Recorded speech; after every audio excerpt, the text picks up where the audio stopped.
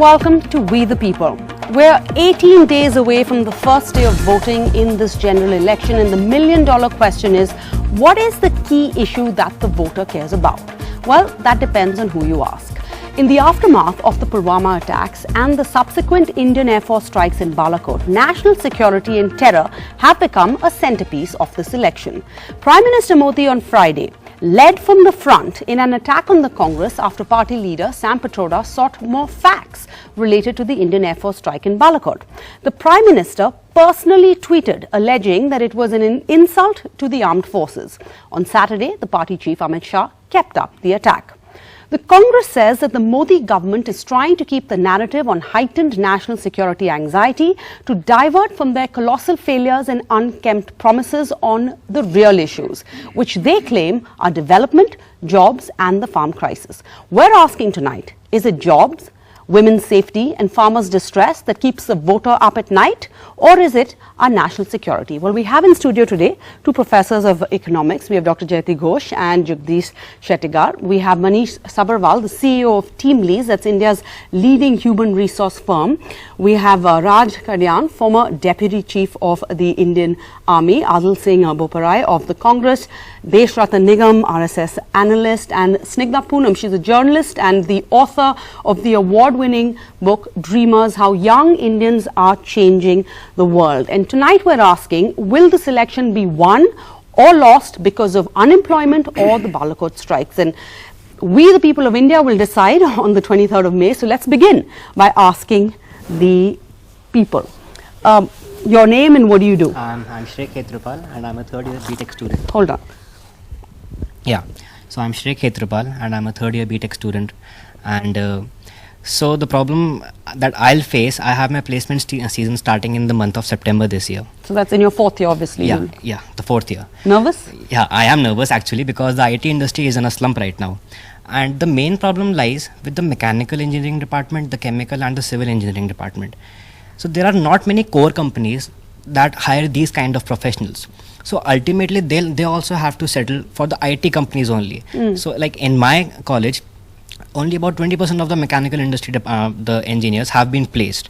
But Shrey, when you say this, somebody would ask, surely you knew about this when you entered this field, right? Yeah. When you chose to take up this stream or this course? Yeah, so when I am from IT department, so I am not in much of a danger right now because like there are companies which come for the for the selection of IT and CS branches. But the main concern is with the mechanical department because there are not many core companies that only hire such professionals. Got it. You said that. So you're in your third year. So what is the mood on campus right now? Your seniors, are they nervous? The mood on campus is very tense right now because we are scared. And as I told you that the no, but what were the placements like last year? So I'll tell you. The placement says that the last year the mass recruiters like Infosys and TCS, they recruited about 250 people in one go. But last year the trend was a bit changed. They hired about 170 people. So we are scared that even the IT industry, the people they are hiring are less. So I don't know what will happen to the other departments. So that's a major issue. And what do your professors say? The professors say that yeah, it's like you have to you go for the new age skills and all, but that doesn't make a lot of difference because the new age skills will only help us earn more money, but that will not create more jobs.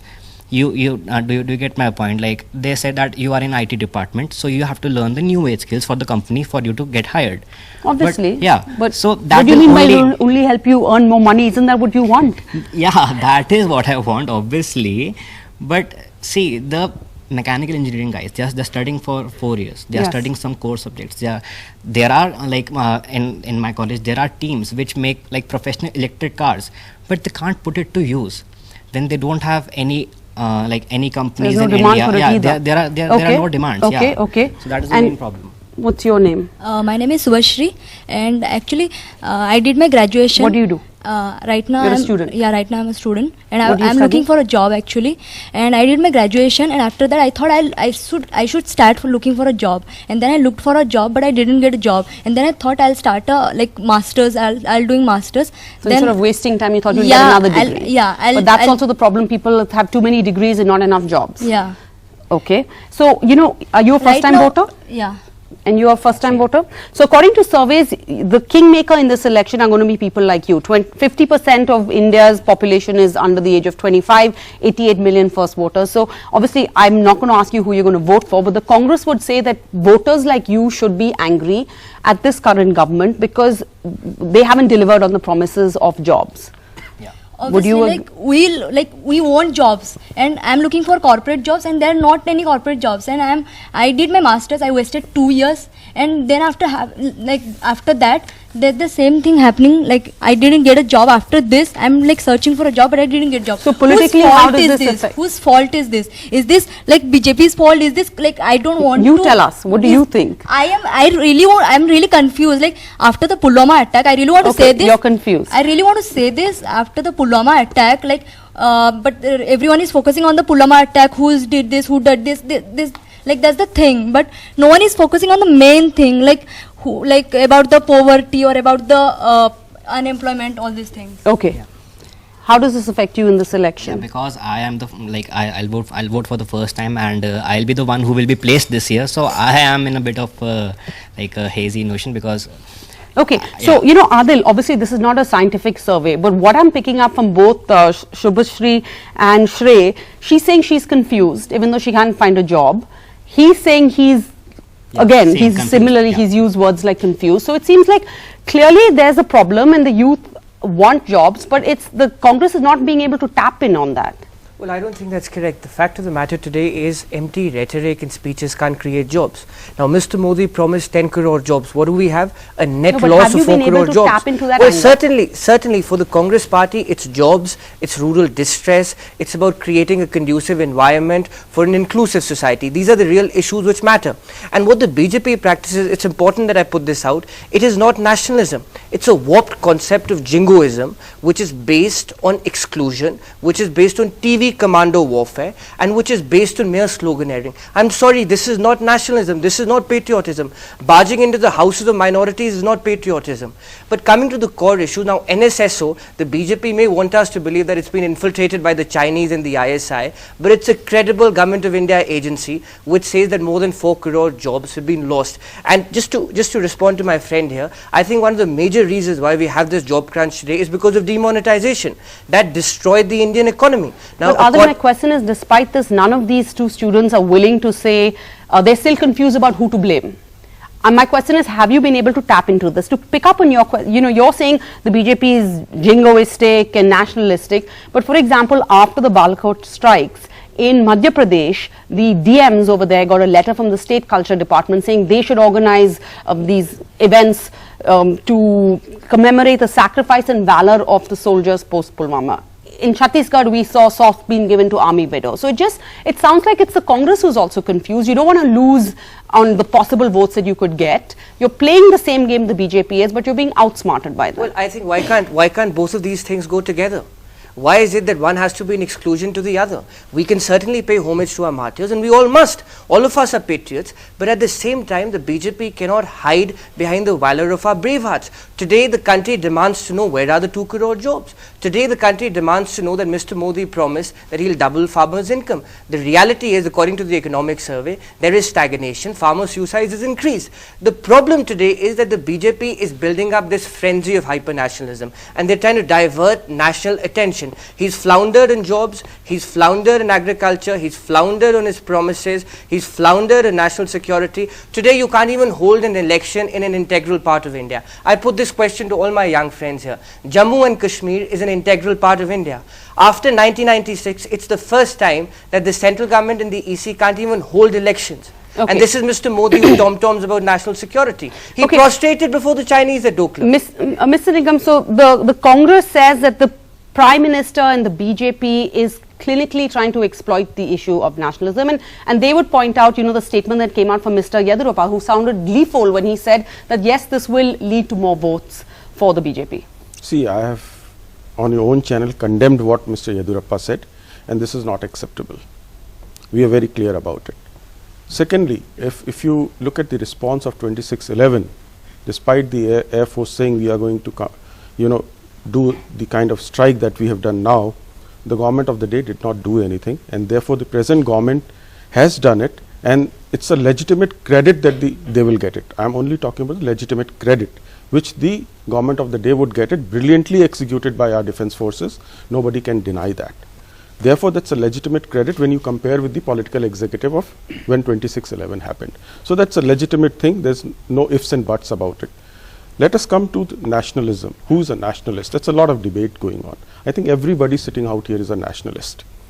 I'm glad we sorted that out. Everybody sitting on this panel is also nationalist, unless and until that person proves himself wrong. That's an Who decides who's proving who wrong? I don't want to get into a debate on what nationalism. I want to debate whether that is the crucial issue in this election. See, it will be both development and... But we're not hearing about development. No, it is you there. You just made a statement which is what the defense minister made this morning. See, the policies of the government... 18 days away from this election. For all the policies of the government, if you look at from infrastructure, if you look at the farmers about the last you got it in the budget, if you look at about the informal sector that you got about pensions, this is all about development and reducing that stress. But we're not hearing about that as much. It's Mr. already Shettigar, there. It is the job of the others. The government is doing its job. If there are problems, let the others bring it up, and that those can be rectified. Okay, this is an interesting point, Mr. Shettigar. Can you come in over here? So I'm confused. If Mr. Nigam is saying, and it is true, this government and the PM have rolled out so many social welfare schemes, gas connections, toilets, Jan Dhan, you name it. It's almost difficult to keep up. Why are we not hearing about that instead? Surely, right? Unless, should one believe then that they haven't worked out? It hasn't reached the people on the ground. No, you cannot say that it has not been reached to the ground level. First of all, let me start that we cannot decide either that or this. And basically, every human being looking for, his basic concern is stomach, how to find a job and live a decent life, whether he is an educated person or not. But that requires the development. And the development can take place only within the positive environment development. That is where the national security is crucial. Now, as far as the certain concern the boy has expressed, now this IT sector's problem is different, because I can give data. I am associated with the B school, and we faced the problem in 2008-9 when there was a slowdown in the economy. And this year, because we have got about 420 students every year, out of that 98% already got placed, hardly 10 or 12 are left. So it depends on that. So even if you look at, if you look at the Nelson survey, now it's okay, whatever the weather, I will not question the quality of the data, whether it is officially released or leaked, whatever it may be. First of all, my question is, when throughout the last few years, it has been around 3% unemployment, how suddenly in 1 year it get doubled? And there are other matching data also, like the Nelson survey, that shows that FMCG because of that, should these surveys not be released, or should they be cracked down on? There is also the world poverty ratio, and that shows that as far as the urban poverty is concerned, it is at the level of 3.6%, and the rural poverty is fair enough. So you're questioning the findings of these surveys, but that still raises the issue. Should a survey be shut down, or should it be like covered up or covered over because you don't agree with the findings? And let me also add, keeping apart all this intellectual debate or the analysis of the data, ultimately the issues like inflation or the unemployment, what people feel at the ground level, that matters. It is not just my I'm glad you said that, because Shrey is saying there's nervousness on campus. Yeah, every time, every year. Let's talk about whether the economy is running well or not. Every year when the placement season comes, the students are nervous whether they get placed, and that is not specific only this year or this year. And apart from that, so it's normal for you to be nervous is what Mr. Shettigar is saying. Factors, so like shouldn't be concerned. Policy, because let's talk about the mood on the ground. Let's bring in Snigdha. She's a reporter. She's been traveling extensively in UP. One sec. Traveling extensively in UP. You've been speaking to the youth for 4 years. You've been in touch with the youth as part of research for your book. Who has their pulse, according to you, on the political narrative in the country right now. Is the BJP on the right track then? Do you think that nationalism is the key factor that concerns everybody in India right now? Sarah, I think the issue is not nationalism versus jobs, Okay. unfortunately. And I go back to what these two young people were saying. You know, they're blaming the fields in which they are seeking jobs. They're blaming the colleges for not providing them with enough training. They're not blaming political parties and governments. And I get the same sentiment from talking to young voters across the country. You know, I guess that, you know, for years and years, the jobs is are my going first question to Adil. down and down. And I think that the young people have internalized the idea that government is not going to give them jobs. So I think that jobs and nationalism are not at the same level. Nationalism is here, jobs are here. I mean, just like weeks ago, we had reports that India had unemployment, like there was at 40 years high or something. I mean, did you see outrage on the ground? Did you see protests? Did you see campaigns and mobilizations? And look at the scene now with the Pulwama attacks and the airstrikes. Mr. Jaitley has raised. Just compare the vibes on the ground. These are not comparable. Indian youth are very, very nationalistic or jingoistic or, you know, whatever names you might want to call it. Whether they have jobs or they are jobless. In fact, it's a win-win situation for a party like BJP. It doesn't have to bother about keeping the job promise, but on the other hand, if there are no jobs, there is more anger, there's more frustration. It can channel the anger, the frustration towards you know, a right-wing sort of populism, channel that anger so that, you know, the young people feel angry towards someone else, not the government, towards people who are getting jobs. Okay, so that's how you explain a phenomenon that there aren't enough jobs, yet there's no there's no anti-incumbency. So there I disagree. Okay. You know, recently I read a statement by Mr. Adi Godrej. He said we have jobs, but we are finding difficult to find the right kind of people, the real skilled. So that is where the problem with the education system comes, which is a long-term problem. The disconnect between jobs and the education that you are getting, one, and there are enough data right now available, like 108 economists, you know, who came out and said, they said the ASI data is being replaced by Ministry of Corporate Affairs. Now, even if you look at the ASI data, it says in real and nominal terms, it has grown from 1.8% to 3.7%, which is being replaced by some, you know, fictional data which has not yet come out. Look at the CII report, which says 14.9 million jobs have been created, and these are independent organization. NASSCOM says in IT industry 78 lakh jobs have been created. These are independent agencies.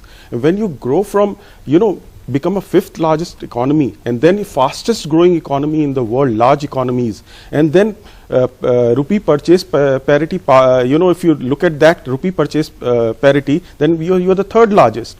And look at the number of commercial vehicles being sold. You know, you have to, and let me tell you, in last 70 years, it is very unfortunate that we did not place a very comprehensive and timely data collection about job creation. NSSO gives a different data. Labor Bureau gives a different data. Why didn't the government do that? And now this government has created a committee under Niti Aayog, a deputy chairman of the Niti Aayog, to have a comprehensive and timely data collection. That's very important. So national census gives a different data. You know, all kinds of data come out and there's so much of confusion. So you have to collate everything. You have one single system. That is where the committee has been formed by Niti Aayog. Can I just make a short interjection? Jyoti is smiling. I just want to go across to her since she's been waiting. Jyoti, we'll respond to this. Mr. Nigam, Mr. Shettigar, they've mentioned what Arun Jaitley has been saying, right? For example, that how is it possible in a country where you've had such high GDP and economy is doing so well, how is it possible that there are no jobs? And if there are no jobs, where is that social unrest that Snigdha's also touched upon? Okay, the social unrest part, I don't know. It's much more complicated, but I can talk about the disconnect between jobs and GDP growth, and also the fact that what we've got suddenly after years of slow but nonetheless positive employment generation, suddenly you have a decline. If the leaked data of the NSSO are to be believed, I believe them because the NSSO actually has been producing internationally recognized very, very good data sets, not frequently enough, every 5 years, every 6 years, so it's not frequent enough. But it's a very well recognized, very solid employment survey, which is the only way you can get job data in a largely informal economy like India. Okay, now how do you get this kind of disconnect? And I think the one thing that the Congress and everybody else should have actually highlighted much more is the immense crime of demonetization. In fact, I don't think people have really understood what damage that did to the informal economy and thereby to the formal economy, how the effects are still being felt. And when the informal economy was just about recovering, you had a really bad, terrible implementation of GST, which did a further bash on informal activities. It's not surprising in that context. Now, I think people have forgotten and they're being encouraged to forget about demonetization. If you remember, we were told, give the Prime Minister 50 days, or we can, I don't know, do all kinds of terrible things to him and so on. Nobody has been held to account for what is probably the biggest economic crime of the decade. This demonetization was an attack on ordinary people. It did none of the things it was supposed to do, but it devastated the economy, it devastated agriculture, it devastated demand. So the narrative in this election, is that the still narrative being in this felt. election, and is the BJP wrong in not in focusing on nationalism? No, the BJP is smart in focusing on nationalism. Will it pay off in the because election? but what is surprising me is that the opposition is not pointing out how much of what is being felt by all these young people today and is being felt across the country is due to this massive, massive blunder that had no positive impact but was really an attack on ordinary people. All right, I just want to get in Manish, get all the panelists first. Manish, she's the CEO of TeamLease.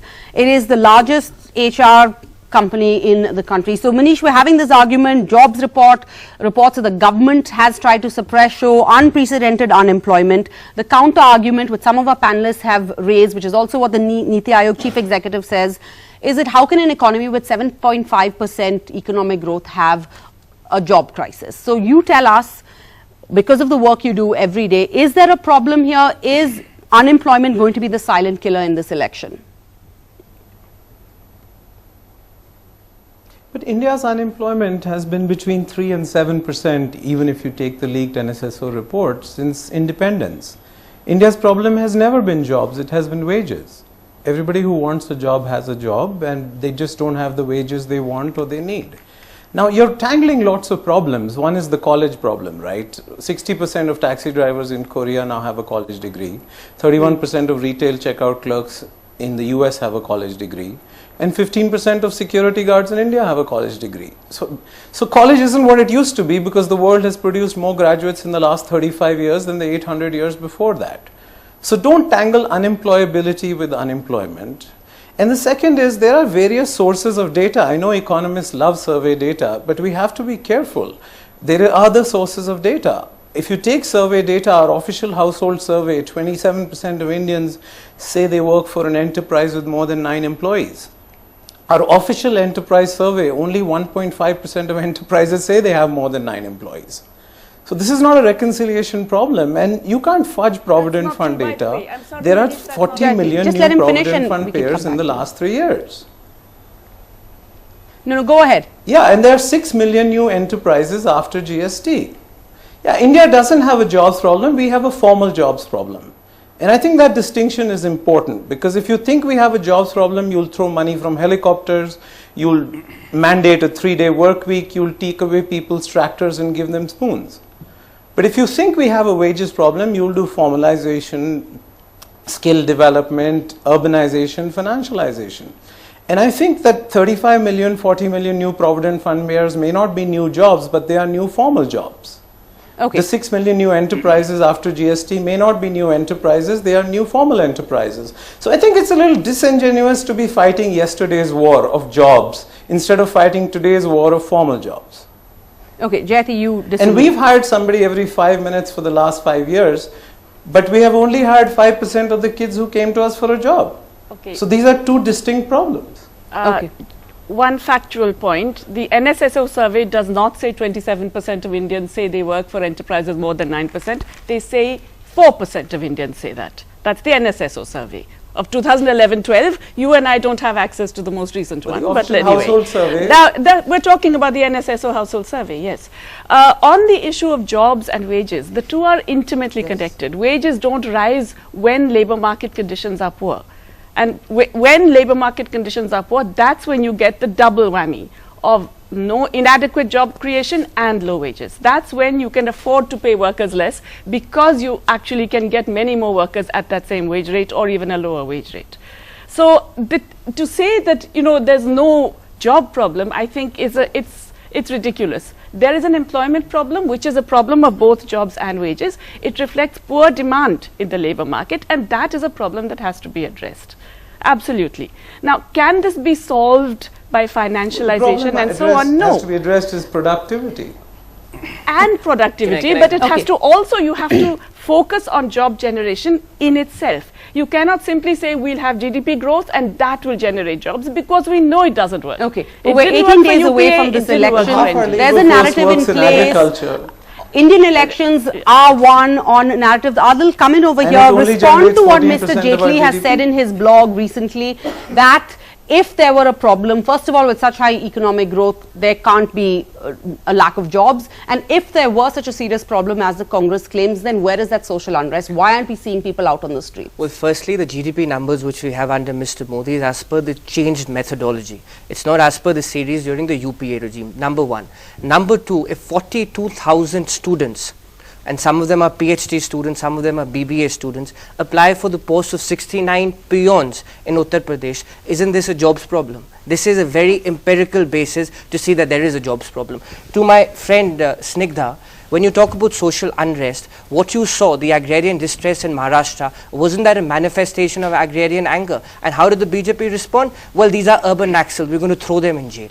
When the Congress party took out protests trying to enter Delhi, what they label as urban Naxals, throw them into the jails. So the problem with the BJP is that whenever there is any kind of criticism, they label you as anti-nationals and they say, well, this is part of an international conspiracy. Now the fact of the matter is why we don't see so much of the jobs problem on the media, because the media today is being controlled. It is a reality. I'm sorry to say this, Sarah. It is being controlled. All what you say is TV studio commandos, and if you give it to them, then perhaps, perhaps the outcome of the Vietnam War could have been different had the TV studio commandos been there at that point in time. The reality today is that the BJP is trying to divert the narrative. It's job, it's rural distress, it's farmer suicides. Now the government's own affidavit before the Supreme Court, more than 15,000 farmers committed suicide in 2016 alone. This is their affidavit. It's a 10% jump from the UPA years. Now the BJP can't run away from an affidavit before the Supreme Court. So these are hard factors. Mr. Modi doesn't want to talk about it. Where are the 100 smart cities? I put this to Mr. Jaitley. Where are the 100 smart cities? Has he been able to double farmers' income? Because his own government's economic survey says that farmers' income is constant. They're not even getting MSP, forget getting C2 plus 50%. So therefore, this is nothing but a charade. It's an attempt to divert people's attention. They have destroyed institutions. Now their next target is to destroy the people's ability to think. And this is what they're doing. And they're utilizing the media to do this. No, I need to reply to this economy things. Let me tell you. Quick response, quick Snigdha and response. Mr. Nigam, and then I want to go across When Mr. Adil talks about, changed GDP criteria and series, this is in terms of the new series in compliance with the UN's guidelines and system of national accounts 2008. And this reflects, gives a better coverage to unorganized and informal sectors. And this has been changed earlier also, 1967, January 1978, February 1988, February 1999, and by UPA 2006. So this keeps on changing in terms of the UN guidelines come, and they give a better picture. And those for 2012 and 13 and 2013 and 14, it increased their GDP growth of the Congress also. That time they started, claiming, yes, we were there, but suddenly it's more data than that came then subsequently, then they started saying it has been fudged. So this is in compliance with the UN guidelines, and it has been done in the past by UPA also. The fact is people don't know about it. This has to be brought in public domain. I just want to clarify, GDP data series are always changed. It's very regularly Again, changed. I don't want to argue about where the source of data and how one reads data. Data can be read differently by different parties. I want to just stick to the topic again, where we're 3 weeks away from casting a vote. Every election, there's a narrative. I'm just trying to find out who has their finger on the pulse correctly this time round. So, Adil mentioned you, so I'm going to give you a chance to respond. Well, I actually wanted to say that I absolutely agree with Jayati, and she brought up demonetization and the deep damages that it did to Indian society, and every single young voter that I've spoken to has brought that up, from 17 years to like 27 years. They've brought up various ways in which their families were affected, from Haryana to Gujarat, which has BJP's strongest supporters. You know, farm distress in rural areas, people always bring that up.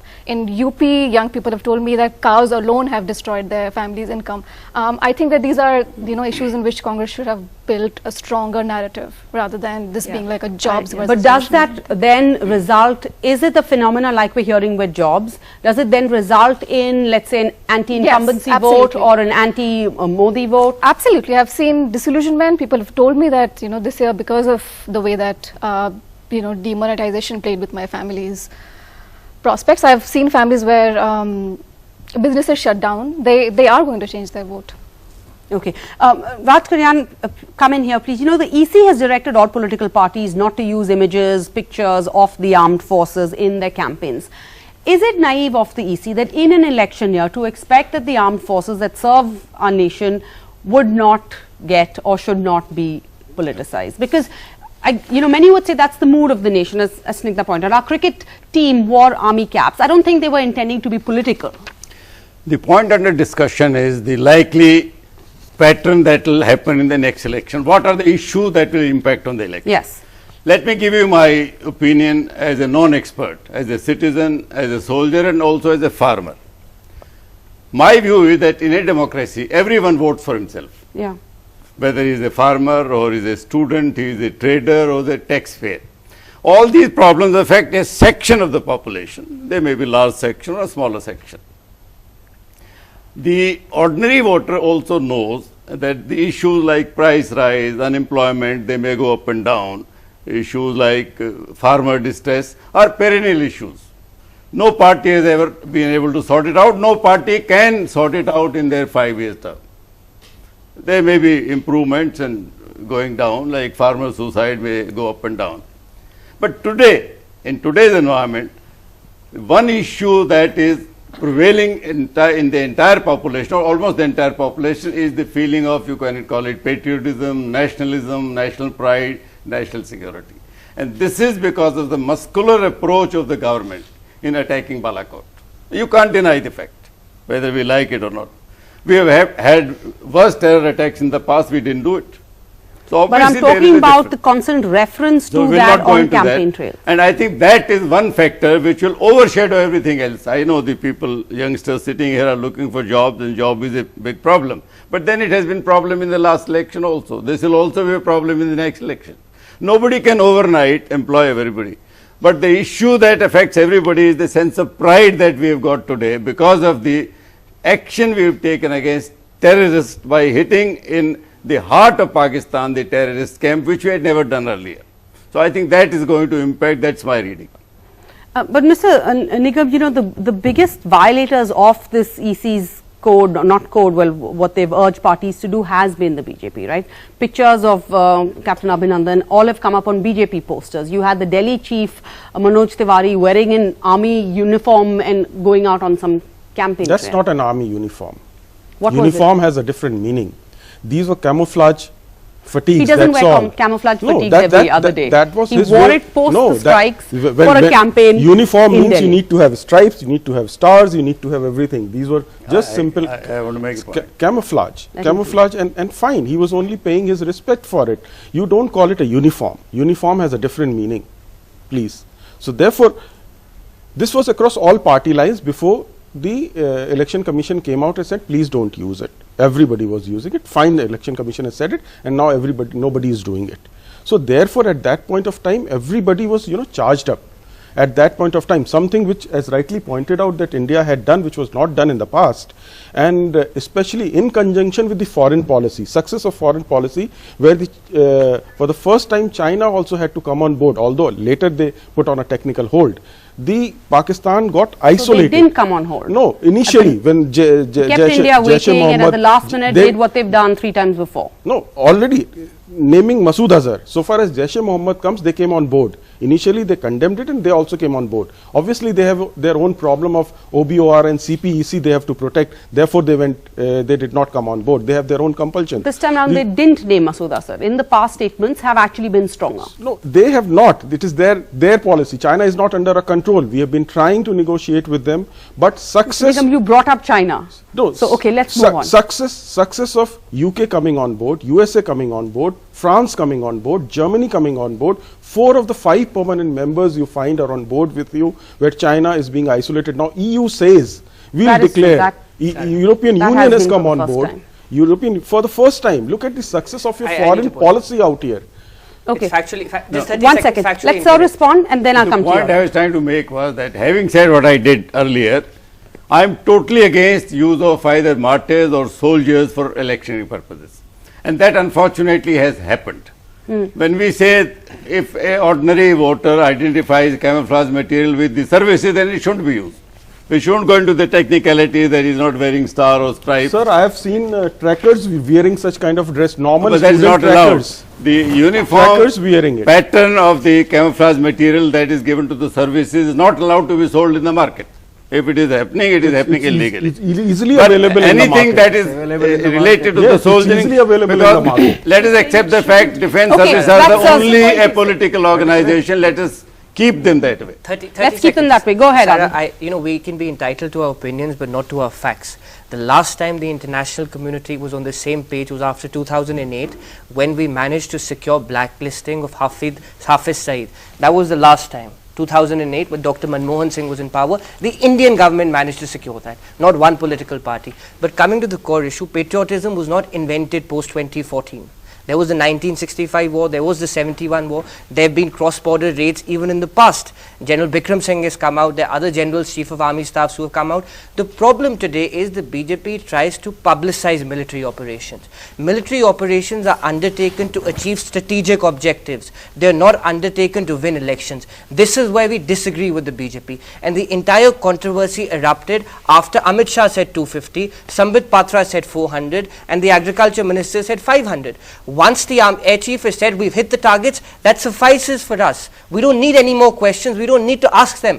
Once the air chief has said the matter rests, the problem is the BJP politicizes military operations for electoral gains, and that is what we condemn. Okay, so the Congress says the BJP politicizes military operations. Mr. Nigam says there was the mood of the nation. So the question is, will these strikes actually influence voters on D-Day in the poll booth? No, and that there always, was always happen. Okay, Whether there it is was the Pakistan war or in 1971 Well, war. yes. Or But in after the 71, I 1984. think I mean, it always The elections happened earlier. No. Yeah. No. No, but the It's elections always after that, incumbent government 76 gets- No, 76 they lost, 72 It's they were only elections. 71. Why did That was Indira Gandhi 77. advance the election? 76, 77, before that 72 The elections were there. 1971 She elections happened curtailed before the war. There was I no mean, please there was no recollect interlink your between the daytime war now. and the 71 Yes. elections. This is again distortion of Okay, history. so is the What was BJP after she was elected? publicizing No, military no. attacks? There was a mood. There is a mood in the nation. We've seen that companies also tried to cash in on it. There was Burger King that was giving some discounts to people if they use a certain hashtag. Air India reportedly asked its crew to say Jai Hind, and they must say it with a pause and then with fervor, which, you know, it's almost as if I don't care if your service is bad, if the airline is late, if the food is bad, as long as you say Jai Hind, it makes it all okay. Divyani Mishra is... Hello everyone, I am Divyani Mishra, daughter of Shaheed Major Shekhar Mishra. My father is a martyr. I lost him when I was just 1. So life wasn't easy for us. We had to restart the entire episode again because it was very difficult. But Indian Army really helped us. But when I see now that how people are encashing it hurts. You know, I lost my father. There is a big void in me. There is a pride, absolutely. But then a pain will always be there. So something encashing with such a sensitive topic, it really hurts. So Divyani, Nobody should encash contemporaries- it. Nobody should encash it. Absolutely. You know, the intent has to be seen. And then when people started questioning, you know, Balakot strike, people Nobody like questions. Mamta Banerjee, you know, and even today some leaders are saying so. That is where, you know, this I don't want to have a problem debate comes. about whether it is right or wrong. Does nobody have a right to question the government No, or I'm when it not comes to saying- military I'm not strikes? saying so. I I'm want to not just saying finish with with the Divyani. So intention Divyani, of you know, your encashing it. contemporaries is what strategists are saying are going to be the key makers in this election. They're young voters, the youth. So when they go in to vote, what is going to be on top of their minds, do you think? Is it the issue of jobs, or should it be nationalism the way, let's say, the leading party is pushing? Right now I'm an MBA student. I'm doing MBA from FMS. recently I've been placed, so I can understand how difficult it is when you sit for placements. So people, there is a rush because there's hardly any placements, hardly any companies standing there to take you for, as I am doing MBA. So I feel that the standard has to be somewhere which my degree supports. So that kind of stress is always there. So this is something that I feel that it is important for me as a student, that we should have a piece where we can think for our placements and be secured and be in India, because what is happening is we have really good quality of education, but what is happening, all the good students are going abroad. They don't feel like staying here. So that is also a major issue, that why aren't we so capable enough to stay here, to be here and serve our nation. Because as a martyr kid, I really feel that nation comes first, no matter what it is. So it's very important that we need to serve our nation in any aspect. Okay, Amitoj Singh, just you're the son of an army officer. I went through the same stress in 1988, let me tell you. No, by the way, what is the trend in placement in FMS this year as compared to the last couple of years? So the placement was 100%. Better, no? It was much better. Better Absolutely, in terms of, absolutely. because Okay. I know, I am aware of the data, Yeah. both in terms of the package as well as the company's Absolutely. number So the IT industry is going through a slowdown, which is what Shrey admitted right in the beginning of what he said. And FMS, there's been almost 100% placement. Okay, Amitoj, you're the son of an army officer. When you talk about the mood of the nation, post these strikes, there really was, everybody, especially those people who weren't in the forces, seem to have this, jingoistic, an eye for an eye. Josh. Yes. What does that make you feel? I mean, as a child whose parent is actually serving currently. Well, as a child of a serving army officer, I think if we get to know that, somebody has done the strike and it's made public, there's obviously a josh that, we have hit the enemy and we should get to know about it. That is when a sense of pride comes in, that such a mighty force has done its job. There are times when, they hit us and we are obviously not told or it's not done. So we still feel that, we should have done it. Our Navy should have attacked, our Army should have attacked. We obviously have that sense. But then in the end of the day, when you discuss about war, our fathers have already told us while serving that, when the call comes, he needs to leave. And no matter who wins the war, both the sides lose. So, you don't want to be on that side. So yeah, you obviously have a josh with the current past 2 years, whatever has been done. As a 22-year-old, there's a sense of josh amongst all youngsters. Yes, that's what. Okay, so let's go in for a short break. So we're just going to look at the other issue, the farm crisis. We should touch upon that too. Is enough being done on that? Let's discuss this further after a short break.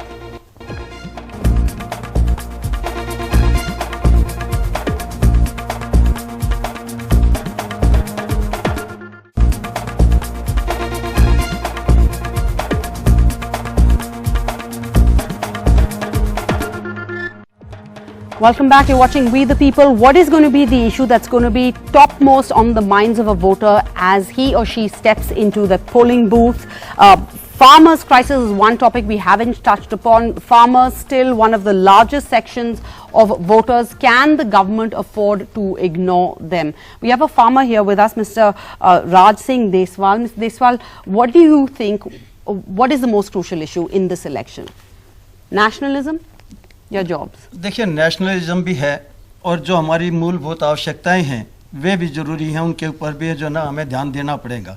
सेना ने अपना जो काम जिस खूबी के साथ किया उसके लिए पूरे देश को गर्व है। किसान का और जवान का एक बहुत नज़दीकी रिश्ता है। आज सौभाग्य से हमारे बीच में कादियान साहब हैं।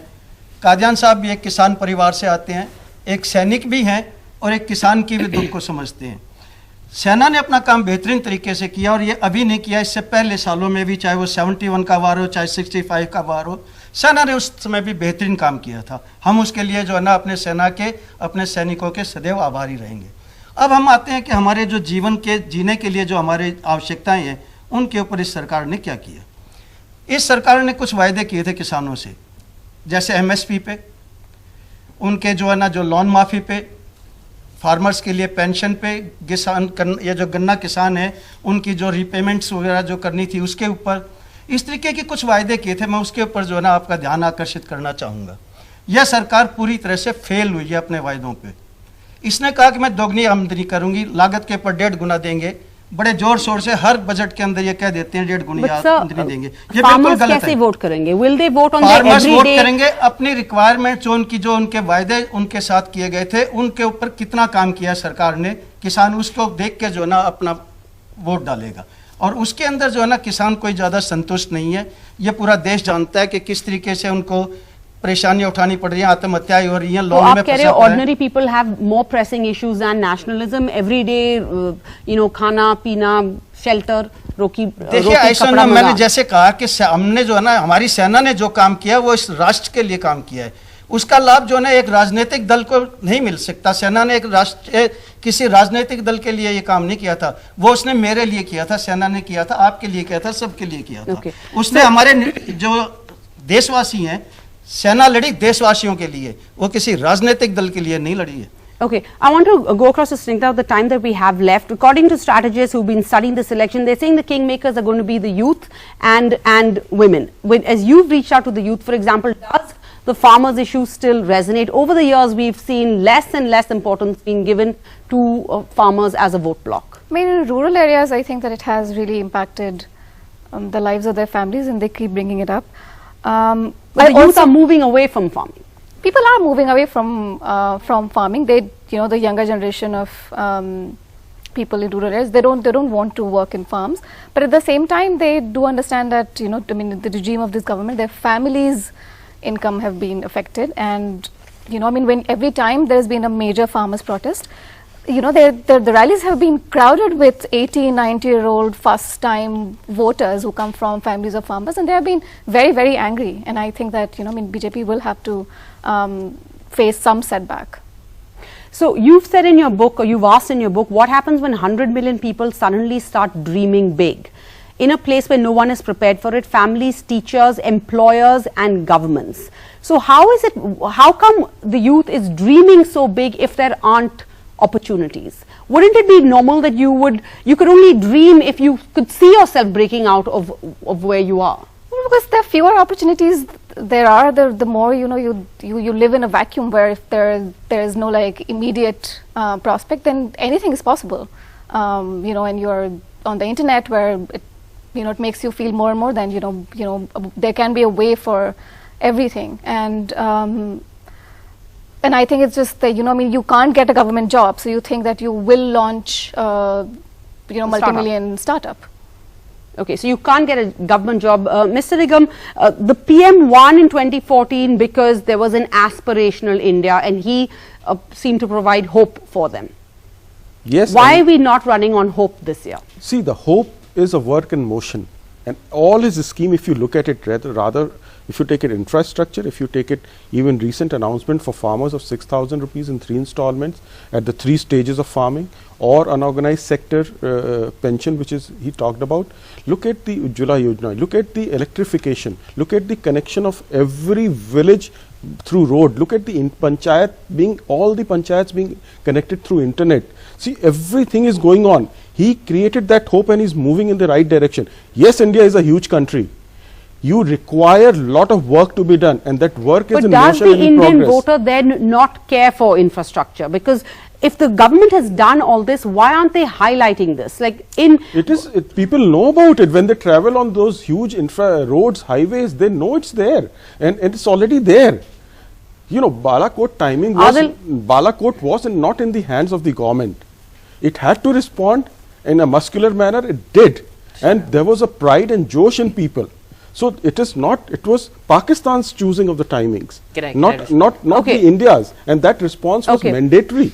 And therefore, let me just Adil, last word. We're out of time. I just want to get Adil to also respond. Look at the budgetary allocation from 2008 to 2014. Agriculture has been doubled. Budgetary allocation. Adil, quick response, please. 98% of India was electrified at the time of the general elections in 2014.